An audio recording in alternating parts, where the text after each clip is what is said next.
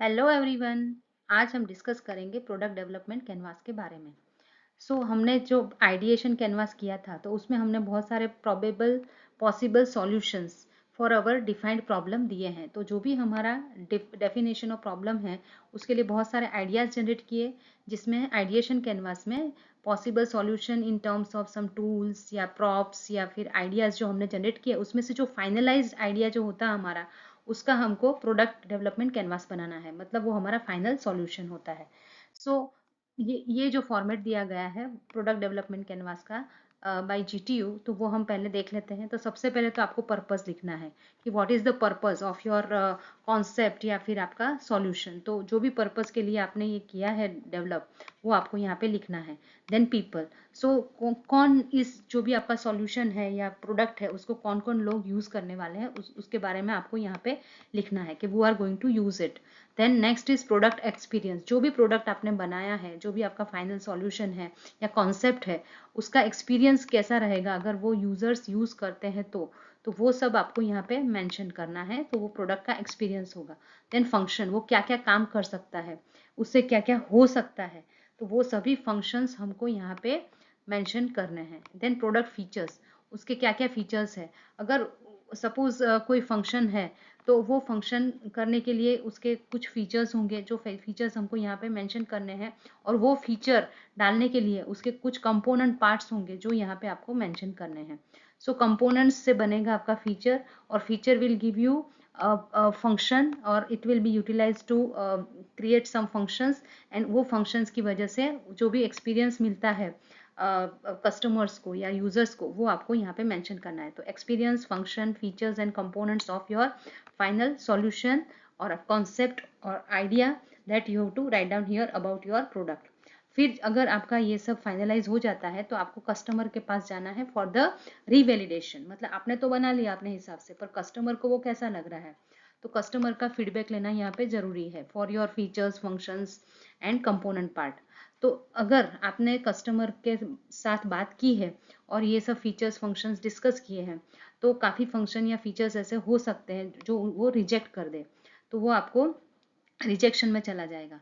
आपको फिर से करना पड़ेगा। नेक्स्ट आता है रीडिज़ाइन। ऐसे कोई फंक्शन, फीचर्स या कंपोनेंट पार्ट है जो उनको लगता है कि थोड़ा रीडिज़ाइन करके हो सकता है, तो वो रीडिज़ाइन आपको करना होगा। देन रिटेन, अगर everything is good then you can retain your final product. ये जो फॉर्मेट है उसके लिए हम एक एग्जाम्पल डिस्कस कर लेते हैं कि कैसे हम उसको बना सकते हैं। आज हम डिस्कस करेंगे product development canvas for maglev infrastructure in India. अब ये मैगलेव क्या होता है वो पहले हम समझ लेते हैं, बाद में उसका प्रोडक्ट डेवलपमेंट कैनवास समझते हैं। मैगलेव ट्रेन्स होते हैं जो बने होते टू वर्ड से, magnetic plus levitation, that's why it's called as maglev. Magnetic जो फोर्स होता है वो हमारी जो ट्रेन है उसको फ्लोट करके रखता है। Levitation is floating of the object with the help of magnetic force. Electromagnet लगे होते हैं, उसकी वजह से फ्लोट करता है। Means there is no direct contact between track and train. It operate without direct contact with the track. Track के साथ कोई कॉन्टेक्ट नहीं है, वो फ्लोट करेगा एंड देन प्रोपेल करेगा।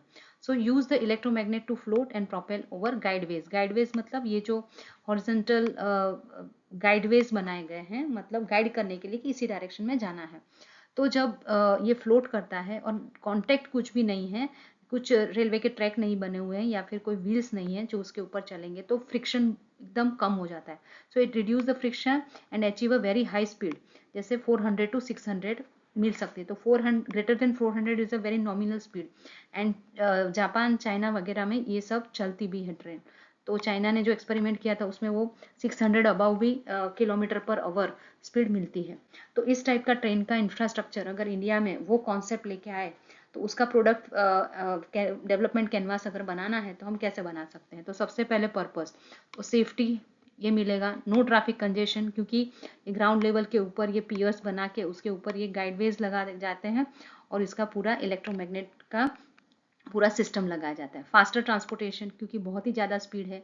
एंड रिलायबिलिटी, ये सभी हमको हमारे पर्पज़ है बाई विच वी वांट कि मैगलेव इंफ्रास्ट्रक्चर आए इंडिया में। तो कौन कौन यूज़ करेंगे? Residents, industrialist, municipal staff, local people, commuters, all those people who are commuting, they can use this particular maglev infrastructure or maglev train.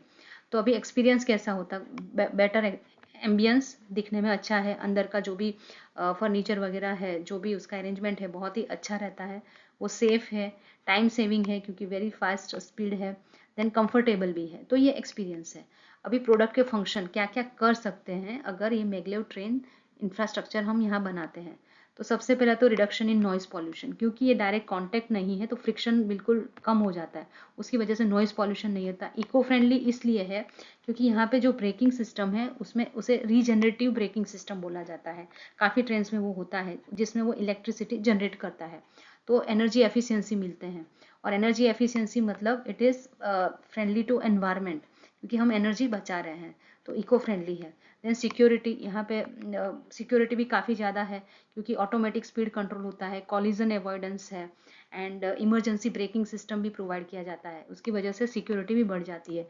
Low land use, क्योंकि land के ऊपर ये नहीं चलते ट्रैक, वो लैंड के ऊपर है तो लैंड कम होता है। रैपिड ट्रांजिट मतलब स्पीड बहुत ज़्यादा है। तो ये सब उसके फंक्शंस है। अभी उसके फीचर्स, सो फीचर्स में आप देखेंगे तो जीपीएस ट्रैकिंग मतलब लोकेशन ट्रैकिंग होता है।